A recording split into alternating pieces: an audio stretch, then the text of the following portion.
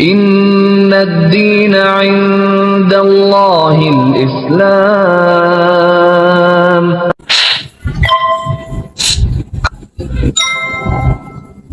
Kalau buat mama, papa, sama Mas Ibu. Kalau ada Bang Pipin nggak mungkin aku ngomong gini kan. Nanti juga tersampaikan. Ya, perkenalkan, nama saya Siti Andinia Putri, panggilannya Nia. Profesi saya sebagai dokter gigi. Jadi menurut saya hijrah itu adalah ketika kita berada di sebuah lingkungan atau keadaan yang kurang baik, terus kita sadar dan kita mencoba untuk berpindah ke lingkungan yang lebih baik. Terus nikah itu adalah sebagai proses saya buat hijrah. Jadi dulu waktu saya kelas 3 SMA, sebenarnya untuk keinginan buat hijaban itu ada, tapi tidak terwujud. Akhirnya suatu ketika saya sama mama saya pergi naik taksi tuh. Terus tiba-tiba supir taksinya itu, di dalam taksinya tuh kayak ada Al-Quran kecil gitu ya. Pokoknya bapaknya tuh kayak alim banget gitu lah.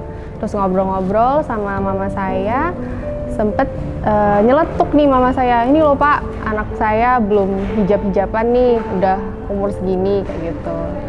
Bapak itu tuh bilang gini, kayak Mbak nggak sadar nih, setiap hari Mbak itu diliatin sama orang-orang auratnya tuh Mbak udah kena dosa loh, tiap detik ya, digituin. Waktu Pak taksi bilang itu entah kenapa saya tuh kayak, oh iya juga ya, kok aku baru nyadar gitu, auratnya tuh bisa dilihat seberapa pasang juta mata orang gitu, tuh yang bikin dosa juga kan ke kita. Akhirnya aku bener-bener tersentuh di situ. Besoknya alhamdulillah aku tuh langsung hijaban Mbak. Kita nggak tahu ya hidayah datang dari mana aja ya, dari Pak Taksi contohnya. Mama saya di rumah saya tuh ada pengajian gitu Mbak ya, jadi saya udah break koas nih, udah lenggang-lenggang banget koasnya, jadi sering ikut kajian. Nah dari situ saya tahu gimana sih cara berpakaian yang bener gitu. Dari situlah Mbak, baru saya memutuskan untuk berpakaian yang menurut syariat Islam. Saya ngeband, saya ikut modeling, paling ngeri juga ngedance itu Mbak. Nggak ada batasan gitu, kayak nggak ada batasan. Saya tahu itu perbuatan saya salah. Dan sekarang sudah hijrah, ngerasa saya sudah memenuhi kewajiban dari Allah satu persatu, ya tentu ada ketenangan dalam hati. Kalau misalnya kita menginginkan jodoh seperti misalnya nih, kayak kita ingin Nabi Muhammad, maka kita jadi Aisyah dulu. Intinya kalau kita pengen dapat jodoh yang bagus, begitu juga kita harus memperbaiki diri kita supaya setara sama jodoh yang kita inginkan. Impian yang belum kesampaian, mungkin memiliki keturunan sebanyak-banyaknya ya Mbak ya, supaya meneruskan umat-umat Nabi Muhammad. Lingkungan aku tuh sebelum berhijab tuh bener-bener ikut modeling sana sini lah, yang bajunya gimana-gimana lah.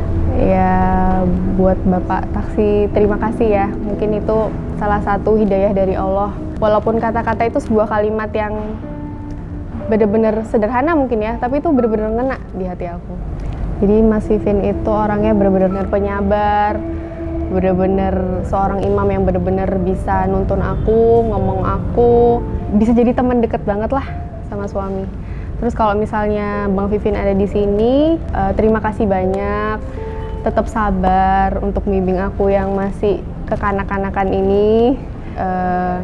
Awal-awal nikah tuh sekitar 2 minggu dia masih stay di Surabaya, terus harus bekerja di Kalimantan, susah banget sinyal, dia harus bener-bener kerja dari jam 5 pagi naik ketek, dan aku masih di Surabaya masih enak-enakan ya.